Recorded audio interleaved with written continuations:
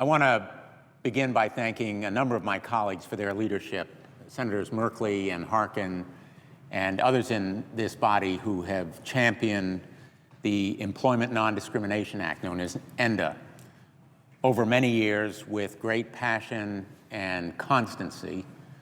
And now we are literally on the verge of approving this historic measure in this body and hopefully in the House of Representatives.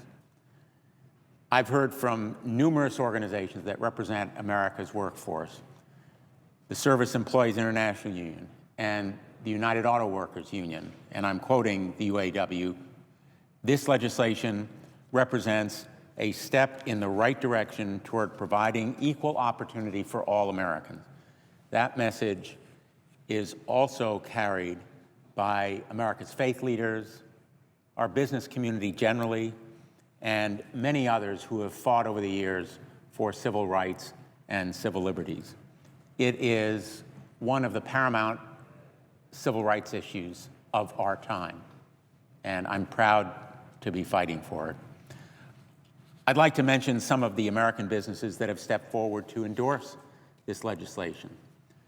Boehringer Ingelheim Pharmaceuticals of Ridgefield, Connecticut, Diageo North America of Norwalk, Connecticut, UBS AG of Stamford, Connecticut, Xerox Corporation, also of Stamford Corporation.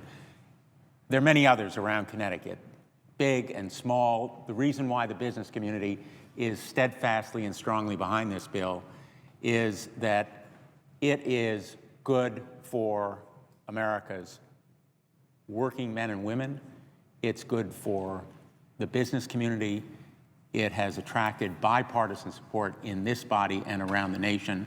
And America is moving toward this kind of guarantee against discrimination. This bill is many, many years in the making. And the last time the Senate voted on this issue in 1995, the bill couldn't even attain 50 votes. Our nation has made tremendous progress since then. Of course, not only on this bill, but on a range of LGBT civil rights issues. And this bill is important because it is inclusive.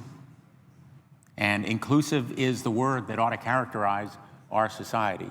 In the 18 years since the Senate last voted on ENDA, 14 states, which together are home to almost a third of the nation's population, have come to recognize same-sex marriage. This is, of course, an increase from zero in 1995. Over the last 2 decades, we've seen a string of landmark Supreme Court cases, from Romer v. Evans to Lawrence versus Texas, to this year's hugely important and inspirational ruling in Windsor versus United States.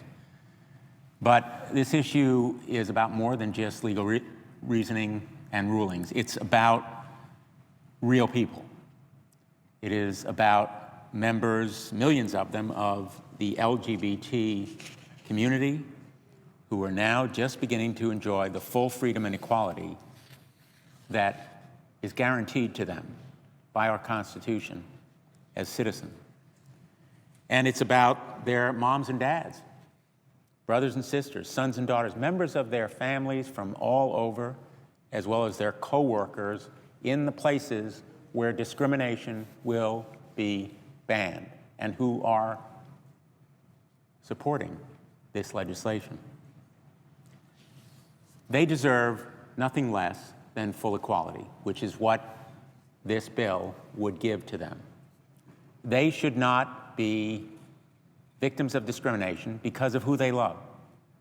That's the simple principle behind this historic potential law.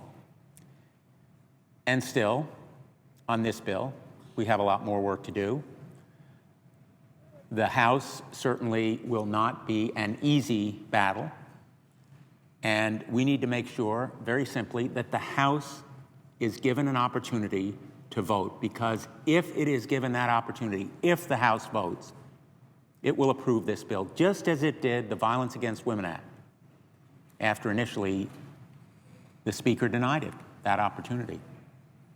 The last time this bill came to a vote in the House in 2007, 35 Republicans joined Democrats to pass the bill, but it did not pass the Senate. I understand that Speaker Boehner may have reservations. He has expressed them already. And I understand that the politics for other members may be difficult. But this vote is about the future of our nation, about what kind of America we are going to be. It transcends in importance a lot of the measures that we do here. And it is about real people's lives in the workplace, in their homes, what kind of quality of life they have, what kind of opportunities they have to fulfill all of their potential as human beings. And that is why America is so special. It guarantees people an equal opportunity.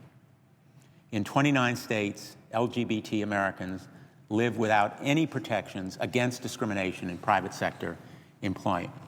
They have those protections in 21 states across the country.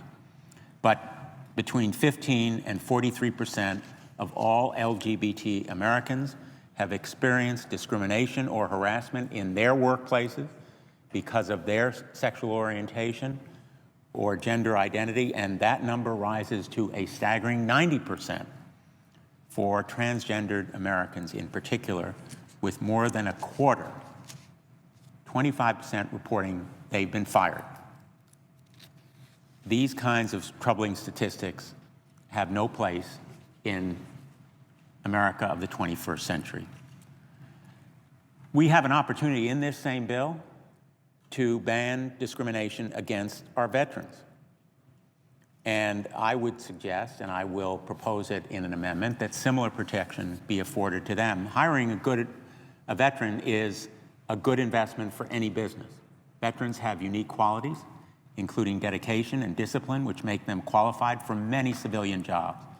But unfortunately, too many veterans are unable to find work today.